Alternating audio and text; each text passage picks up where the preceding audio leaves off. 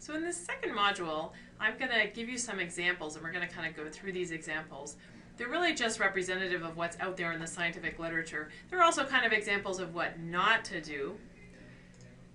And I want to start my slides with a little disclaimer. You know, I pick up snippets, sentences, paragraphs from various things I read, sometimes my students' work, sometimes the scientific literature. And I'm often critiquing that writing, so I tend to omit exact citations from my slides just so that it doesn't appear that I'm critiquing any particular author. Really, these kinds of problems in the writing are very typical of what's out there in the literature.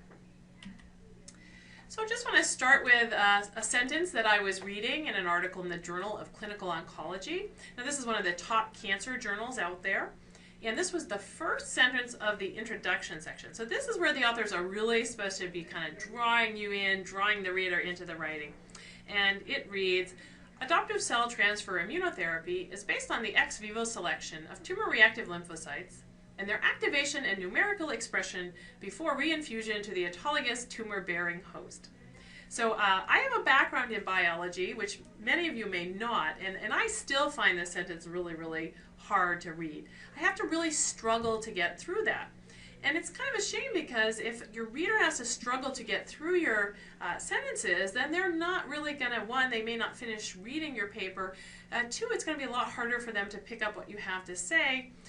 It's just really a shame for the scientific literature to be so difficult to read. So ask yourself the question, is the sentence easy to understand? I don't think that it is.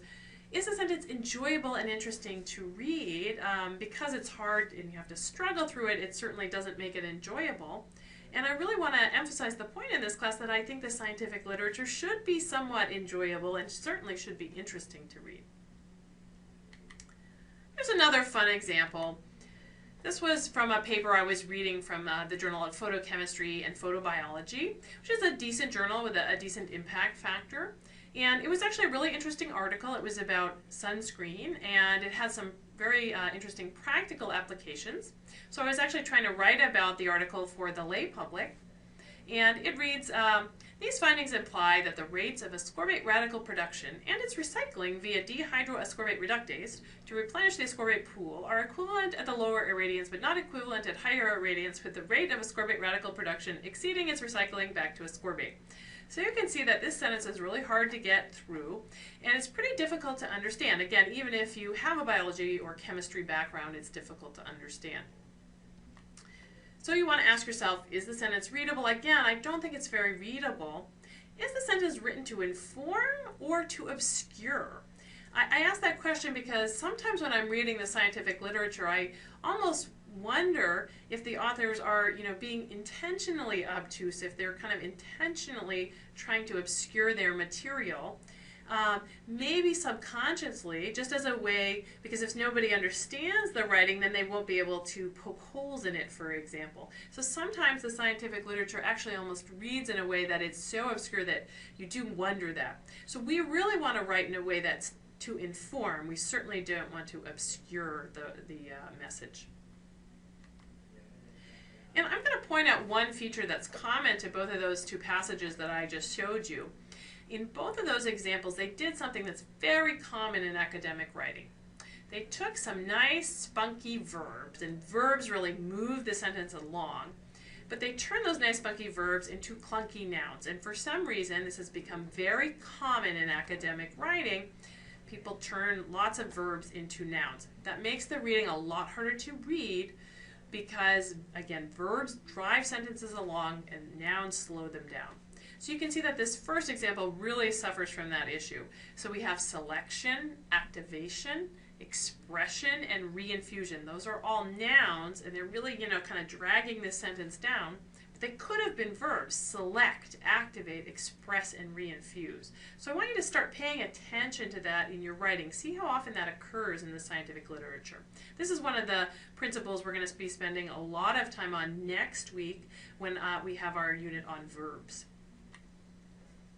And then that second sentence suffers from the same problem. So they have production and recycling rather than produce and recycle. So in fact, I took that second sentence because, again, it was from a paper that I was really trying to understand. I took that second sentence and I tried to translate it. I tried to rewrite it into something readable and understandable. So here's what I came up with. It's really not the most exciting sentence ever, but you can see that at least I think it's understandable now. So it says, these findings imply that at low irradiation, ascorbate radicals are produced and recycled at the same rate, but at high irradiation, they are produced faster than they can be recycled back to ascorbate. So at least now I think you can understand the gist of what the authors were trying to say. Notice what I did here is I stripped a lot of the extra words from that sentence. I've probably cut it down to about half the size of the original sentence, and then I turned those nouns, production and recycling, back into verbs, produced and recycled. Did a few other things in terms of the logic as well.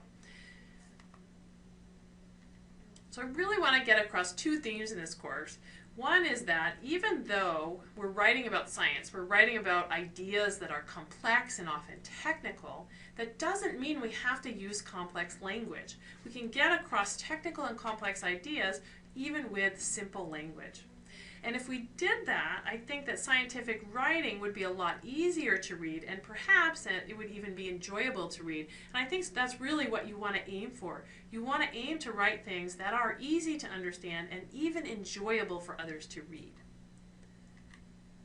And I love this quote. I pulled this out of something that I read back in 2003, and I think it's just great. The author says, "My professor friend told me that in his academic world, publish or perish is really true. He doesn't care if nobody reads it or understands it as long as it's published."